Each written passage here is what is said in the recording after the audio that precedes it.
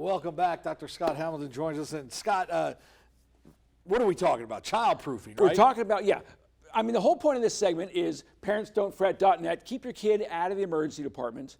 And these are ways to keep your kid out of the emergency department and talk about things I see that you want to prevent. Gotcha. And obviously, there's a lot of different things you can do when it comes to preventing child injury. And a lot of it's real easy. And a lot of it's real easy, and a lot of it's in the home, okay? So today we're going to talk about when your babies are just starting to walk, or they're toddlers and they're starting to explore, they're natural explorers, and that's great for their brain development, but it's also a hazard when you're not careful about what's hanging around the house. Yeah, and so what do you have here? Yeah, so we got some things. Hot water burns if your hot water heater is set above 120.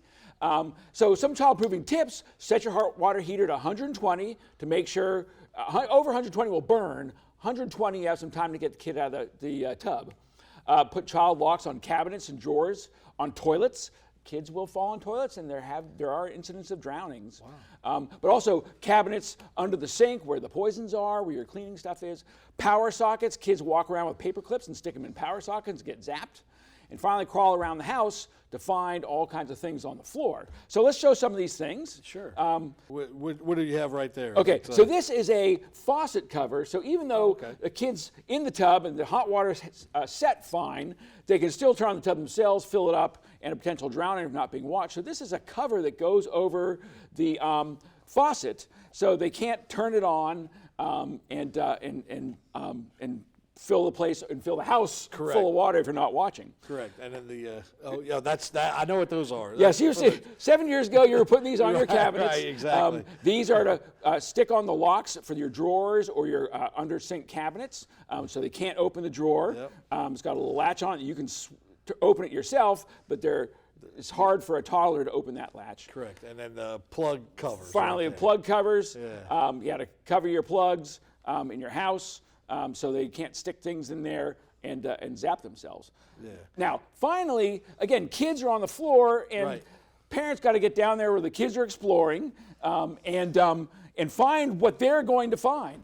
So they want to get down to your hands and knees and crawl around and find the things that are on the cabinet. They'll pull over onto themselves or pull from here. And what will they find on the floor that you don't see unless you're down here? Like a coin. Every once in a while, we have to take coins out of kids' airways in the operating room. You don't want to be in that situation. Even worse, sometimes grandma's pills, metformin, blood pressure pills, all those things will make kids collapse. And you don't even know that they took it. Sometimes they're walking around and they collapse and they come to the emergency department. We have to figure out what they took. Because this was hanging around on the floor. So you want to get down here and scoop up all those things. You've got to do that periodically because things fall out. Correct. So you got toddlers around the house, infants just learning to walk. You want to cover all those bases.